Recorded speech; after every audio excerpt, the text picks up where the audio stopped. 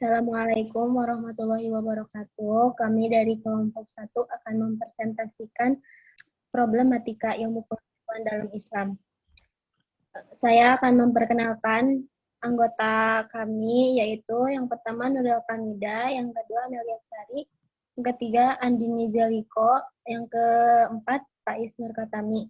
Kepada pemateri pertama, disilahkan. Pertama, problematika ilmu pengetahuan. Menurut Mulyadi Kartanegara mengungkapkan bahwa ada 5 problematika ilmu pengetahuan. Yang pertama, ilmu sekuler positivistik yang bercorak sekuler dikemukakan ke dunia Islam lewat imperialisme Barat. Dalam kejadian ini, terjadilah dikotomi atau pemisahan yang sangat ketat antara ilmu-ilmu agama, sehingga mereka menganggap bahwa hal-hal yang berasal dari Barat, termasuk ilmu pengetahuan, merupakan sesuatu yang haram. Nah, keadaan ini pada selanjutnya menimbulkan sikap mengharamkan ilmu dan teknologi, bahkan segala sesuatu yang berasal dari Barat. Contohnya, misalnya pernah dianggap haram ketika memakai celana panjang, jas, sepatu, dasi, dan sebagainya. Bahkan mereka menggunakan dalil, mantasaya baha biqaumin fahuwa minhu. Barang siapa yang menyerupai suatu kaum, maka ia sama dengan kaum tersebut. Sikap yang menggeneralisasi ini, bahwa yang berasal dari Barat sebagai sesuatu yang haram, tentu saja tidak bijaksana. Tidak semua yang berasal dari Barat itu buruk, dan tidak semua yang berasal dari Barat itu baik. Sama halnya ketika orang Timur. Tidak semua yang berasal dari Timur itu buruk, dan tidak semua yang berasal dari Timur itu baik. Yang kedua, pandangan tentang fenomena alam. Dalam pandangan Islam, fenomena alam tidak berdiri atau tanpa ada relasinya dengan kekuasaan ilahi. Dalam pandangan Islam, alam sangat berkaitan dengan kekuasaan ilahi, sedangkan Barat memandang alam tidak memiliki hubungan dengan kekuasaan Tuhan atau sesuatu yang bersifat spiritual dan moral. Yang ketiga, para pendukung agama menolak sumber-sumber non-spiritual dan hanya menganggap sahih sumber-sumber ilahi dan kenabian, dan juga menolak sumber-sumber non-spiritual sebagai sumber otoritatif. Untuk menjelaskan kebenaran yang sejarah di antara ilmu agama hendaknya disandingkan, sehingga antara keduanya tidak ada kesenjangan. Yang keempat, segala objek yang jauh dari ruang lingkup benda-benda yang dapat diobservasi dianggap tidak sah sebagai objek ilmu, yaitu terkait dengan objek-objek yang dianggap sah untuk sebuah disiplin ilmu. Sains modern telah menentukan objek-objek ilmu yang sah adalah segala sesuatu sejauh yang didapat observasi atau diamati oleh indera. Dengan demikian, segala objek yang jauh di luar lingkup benda-benda yang dapat diobservasi dianggap tidak sah sebagai objek ilmu sehingga dikeluarkan dari daftarnya. Kelompok Barat menilai bahwa yang menjadi objek ilmu terbatas kepada hal-hal yang dapat diobservasi oleh panca indera.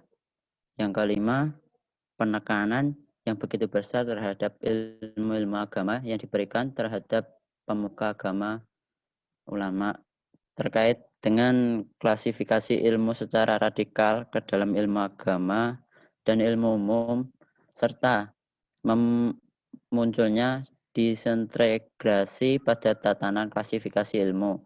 Penekanan yang begitu besar terhadap ilmu-ilmu agama yang diberikan terhadap pemuka agama ulama seperti yang dilakukan oleh Imam Al-Ghazali nyata menimbulkan salah paham di kalangan pengikutnya. Al-Ghazali misalnya membagi ilmu yang fardu ain yang terdiri dari ilmu agama dan ilmu yang fardu kifayah dengan ilmu-ilmu umum. Pembagian ilmu yang didasarkan pada paradigma fikih dan tasawuf tersebut menempatkan ilmu sebagai alat mencapai sesuatu. Ajaran Islam ajarannya seimbang, tidak boleh berat sebelah, tidak boleh mengutamakan yang satu dan meninggalkan yang satu lagi. Al-Quran menyatakan, "Wabtaghi fima atakallahu darul akhirata wala tahsa nasibataka minat dunya wa ahsin kama ahsanallah." wa atabghil fasada fil ardi innallaha la yuhibbul mufsidin. Dan carilah pada apa yang telah dianugerahkan Allah kepadamu, kebahagiaan negeri akhirat, dan janganlah kamu melupakan bahagiamu dari kenikmatan duniawi, dan berbuat baiklah kepada orang lain sebagai Allah telah berbuat baik kepadamu. Dan janganlah kamu berbuat kerusakan di muka bumi. Sesungguhnya Allah telah menyukai orang-orang yang berbuat kerusakan. Surat Al-Qasas ayat 77. Sejarah lahirnya dikotomi ilmu. Islam telah memiliki tradisi dikotomi lebih dari 1000 tahun silam, tetapi dikotomi tersebut tidak menimbulkan terlalu banyak problem dalam sistem pendidikan Islam, hingga sistem pendidikan sekuler Barat diperkenalkan ke dalam dunia Islam melalui imperialisme. Islam sesungguhnya belum pernah terjadi dikotomi ilmu sebagaimana yang terjadi di Barat. Hal yang demikian terjadi karena di Islam belum pernah ada pertentangan antara kaum ulama dan kaum ilmuwan. Dikotomi ilmu Barat sangat dimungkinkan terjadi karena ajaran agama yang ada di Barat hanya mengurusi masalah moral dan spiritual dan tidak berbicara baik langsung maupun tidak langsung dengan masalah ilmu pengetahuan dan lain sebagainya. Hal ini berbeda dalam pengetahuan dunia Islam, sebagaimana agama selain membahas dunia moral dan spiritual, juga berbicara tentang ilmu pengetahuan, kebudayaan, dan peradaban. Sebagaimana hal yang demikian itu pernah ditunjukkan di abad klasik atau abad ke-7 hingga 13 Masehi. Selanjutnya, dampak problematika keilmuan bagi dunia Islam dan dunia Barat. Dikotomi atau pemisahan ilmu menimbulkan dampak yang luas, yakni sebagai berikut. Yang pertama, masing-masing ilmu menjadi sempit, sehingga antara satu dan lainnya tidak saling tukar sapa. Akibat keadaan ini, peran, fungsi, dan tanggung jawab ilmu sebagai cahaya kebenaran, petunjuk, dan pegangan bagi manusia dalam menyelesaikan berbagai masalah tidak menjadi efektif, karena masing-masing ilmu sangat sempit. Yang kedua, masing-masing ilmu memberi panduan yang sempit bagi para penganutnya, sehingga kehidupan mereka timpang atau disebut dengan monoton. Akibat dari keadaan ini, masyarakat tidak dapat merasakan kehadirannya sebagai rahmat bagi kehidupan. Nomor 3, masing-masing ilmu menjadi lemah. Sesungguhnya ilmu umum tanpa agama secara etika dan moral menjadi lemah, sehingga ilmu tersebut bisa disalahgunakan. Begitu pula ilmu agama. Ilmu agama tanpa ilmu umum secara praktis dan teknis menjadi sulit dilaksanakan. Seharusnya ilmu pengetahuan memberi pencerahan, panduan, arahan, dan pegangan bagi masyarakat untuk menyelesaikan masalah. Setiap ilmu hendaknya tidak hanya memberikan bantuan yang bersifat teknis, tetapi juga memberi bantuan yang bersifat moral. Dan tidak hanya memberikan bantuan yang bersifat moral, tetapi juga memberikan bantuan yang bersifat teknis operasional. Untuk itu, problematika keilmuan harus diatasi. Hanya ilmu yang dipandu agamalah yang bisa mengangkat harkat dan martabat manusia. Ada pepatah mengatakan bahwa dengan pengetahuan hidup akan terasa mudah, dan dengan agama hidup akan menjadi lurus. Atau dengan ilmu kehidupan menjadi cerdas, dan dengan agama kehidupan menjadi baik. Integrasi ilmu yang ideal menurut Islam.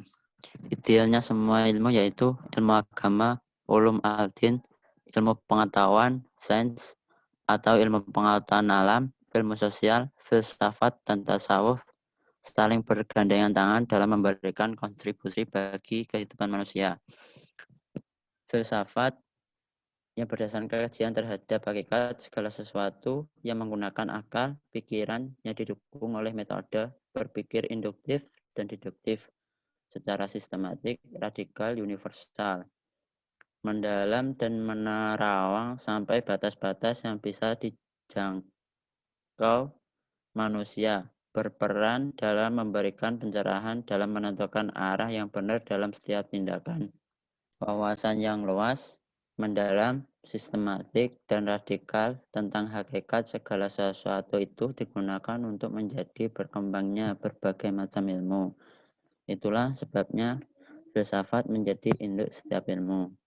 Upaya yang harus dilakukan agar integrasi ilmu dapat diwujudkan, yaitu ada 3. Yang pertama, perlu ada dialog dan kerja sama antara kaum ulama dan kaum para cendekiawan. Dalam dialog tersebut harus disertai dengan kesadaran untuk saling menerima dan memberi. Yang kedua yaitu perlu ada sebuah konferensi tingkat yang mempertemukan antara para ulama dan peneliti dari kalangan masyarakat Barat yang ateis atau agnostisisme pada umumnya.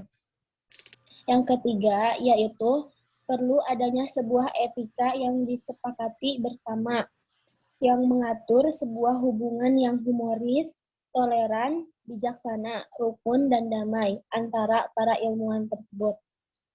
Mungkin cukup sekian dari kelompok kami, kurang dan lebihnya mohon maaf.